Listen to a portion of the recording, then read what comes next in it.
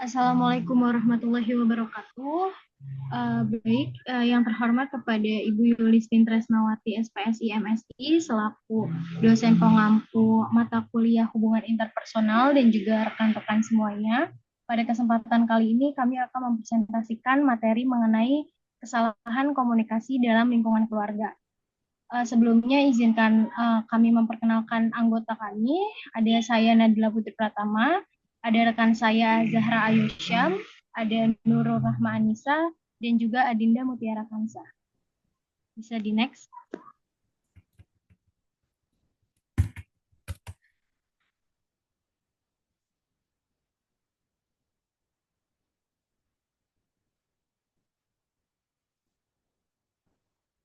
Baik, di sini sebelumnya saya akan membahas mengenai komunikasi yang efektif. Itu sangat penting dalam menjaga keharmonisan keluarga.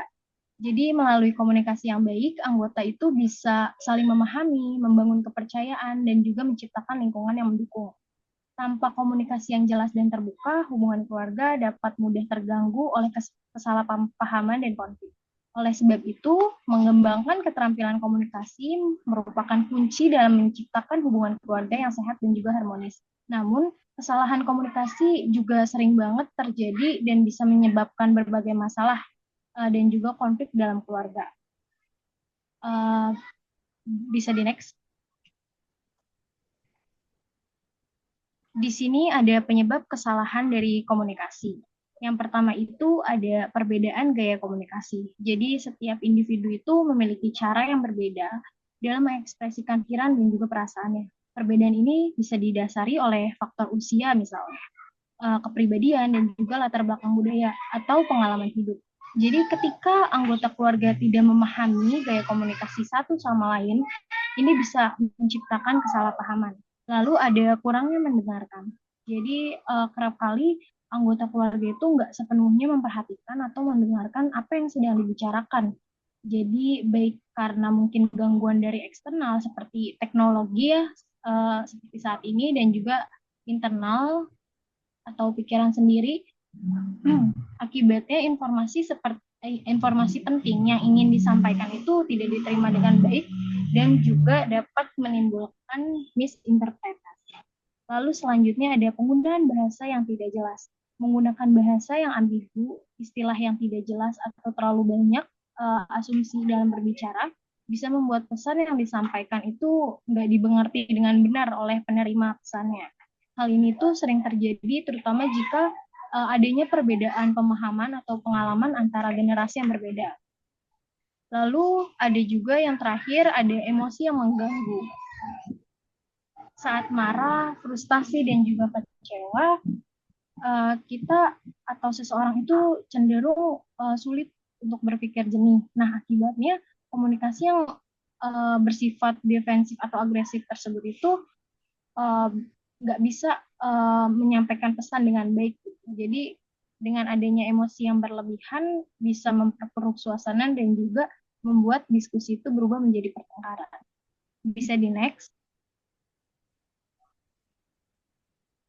Baik, Lalu selanjutnya akan dilanjutkan oleh rekan saya. selanjutnya untuk dampak kesalahan komunikasi ini ada 3 dampak, yaitu konflik berulang, kesalahpahaman dapat menyebabkan argumen yang berulang dan ketegangan dalam hubungan. Nah, ini misalnya karena suatu konflik atau ada miskomunikasi, jadi seterusnya bakal ada miskomunikasi. Yang kedua ada jarak emosional. Anggota keluarga mungkin merasa tidak terhubung satu sama lain yang dapat mengakibatkan isolasi.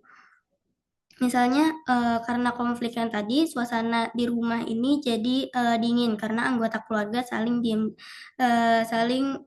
diam-diaman dan lain sebagainya. Yang terakhir ada kesehatan mental terganggu. Nah, ketegangan dan konflik yang terus-menerus dapat mempengaruhi kesehatan mental anggota keluarga.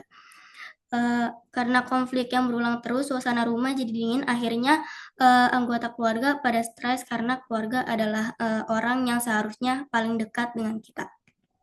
Selanjutnya akan dijelaskan oleh rekan saya. Selanjutnya di sini itu ada solusi untuk meningkatkan komunikasi dalam keluarga. Jadi boleh di next.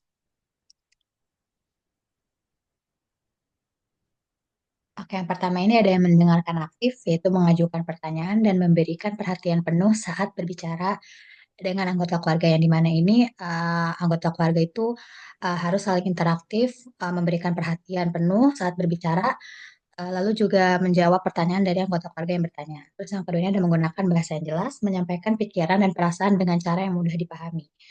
Ini tuh menjelaskan, bercerita dengan bahasa yang dapat dipahami oleh anggota keluarga gitu. Jadi anggota keluarga pun akan menanggapinya dengan baik juga.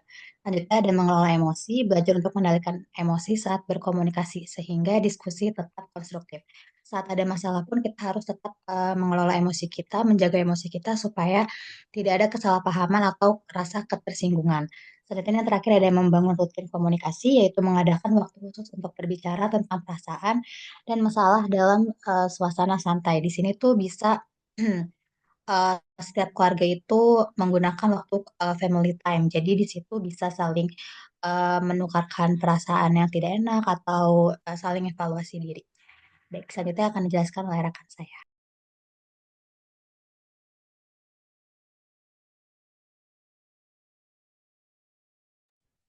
Baik, yang terakhir ada kesimpulan. Kesalahan komunikasi dalam keluarga adalah hal yang umum. Bisa diatasi dengan pendekatan yang tepat. Dengan meningkatkan keterampilan komunikasi, anggota keluarga dapat membangun hubungan yang lebih sehat dan harmonis.